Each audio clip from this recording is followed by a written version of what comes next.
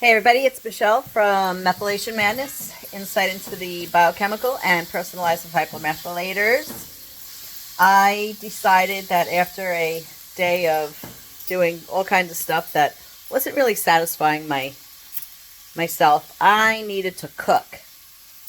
So I went to Trader Joe's and all of a sudden all hell broke loose in my kitchen. So I started out, it's in the Instapot, but I started out with some beef medallions and I put in some juca, some tricolor carrots, parsley, and a half of homemade bone broth and some chicken stock. And then I put in a bay leaf, I put in oregano, basil, some, what is it called? What's that stuff called? The coconut aminos. Did that. That's in the Instapot. Then I had leftover veggies from when I made the, when I made the delicata squash, and I had some leftover stock. So what I did was I made sort of, kind of, I don't know what the heck it is. It's like a veggie stew sort of thing. I put in delicata squash that I had left over. I had some leftover zucchini ribbons, and I had some broccolini. And I just put in some Italian herbs, and I just let that simmer, and now that's kind of like a veggie sort of thing, sort of a veggie soup. Then, I told you, all hell broke loose. Then I've got some carrot tops and onion that I sauteed with, what did I put on there? I put on cloves, I put some curry, I put some paprika, and I think that's all. So you are saying, what? She's cooking with an onion, and what the hell is a carrot top? So my methylation is running very, very low. My bilirubin on my last blood test was 0.4, and normally I go with a 0.8. It's been traveling downwards to 0.7. I'll tell you what this is in a second. It's been traveling downwards, so now it's a 0.4. And some of my symptoms are being very tired, not having any like luster, passion to do anything.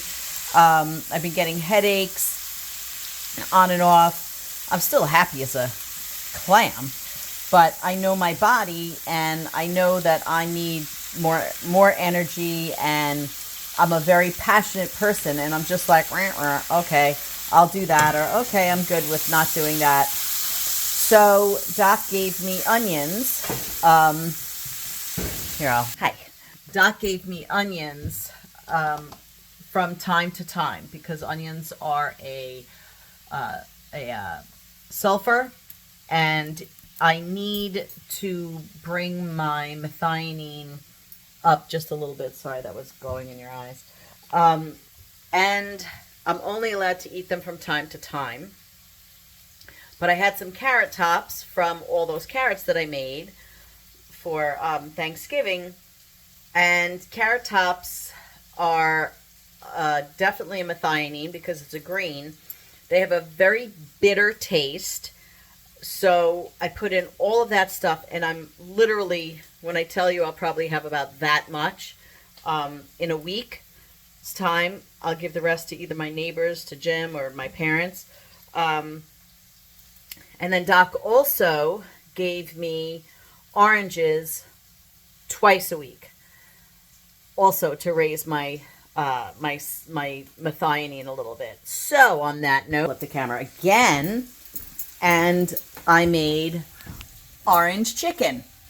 I put in So I had just, that looks like a lot of oranges, but it really isn't. It's like 1 1/4 orange that I cut up, and I squeezed the juice in. Let me pull it out without burning myself.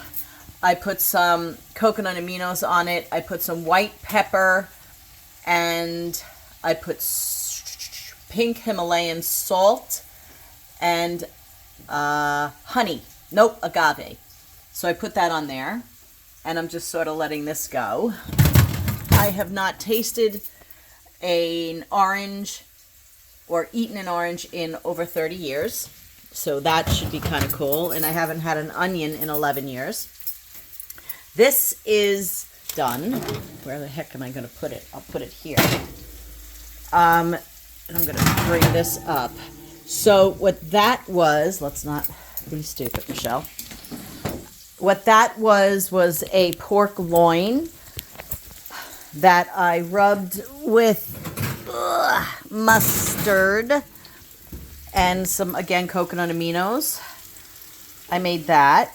I didn't totally cook it completely because then it'll get too dry. Now, here is a non-methylator dinner that I would maybe sell Olivia to eat. So what it is a little bit of olive oil, prosciutto, and these insane, I'm an olive freak. Olives are a histamine, so you can only eat a certain amount of them as a methylator, because that histamine will raise your adrenaline. And the prosciutto is a cured meat, which is also a histamine with a sulfur mixed in. So I took these olives, I had just a few left in here, and I cut them up. So it's sort of like, kind of like a puttanesca kind of thing.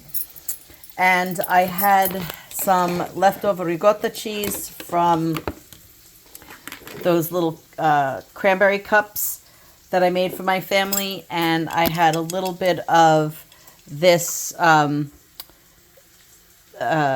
pasta sauce, a marinara, but it's really great if you want to do a tiny bit of a cheat, because there's no garlic, no onion, so it's really good. It is a histamine, so it kind of makes me laugh when it says easy to digest, because histamines cause stomach issues. But again, I'm going to make this for my family, and of course I'll just taste a teeny tiny bit. And then I have some leftover mozzarella that I used for another family dish, which was the wrapped zucchini. So what I'm going to do is I'm going to pour the marinara over the very sauteed, I keep saying sorry, I'm just having a lot going on here. The very sauteed olives and prosciutto. It's kind of like, I'll bring it over here just so you could see. It's really, really, really done. And I'm going to put some capers in there, because the capers will give it another dimension, as they say. So I'm going to put you down for 1 second. I'm going to put in what the equivalent of is about maybe 20 capers. So those of you who kind of get crazy with me because I don't really have actual recipes, I greatly apologize. So that is really...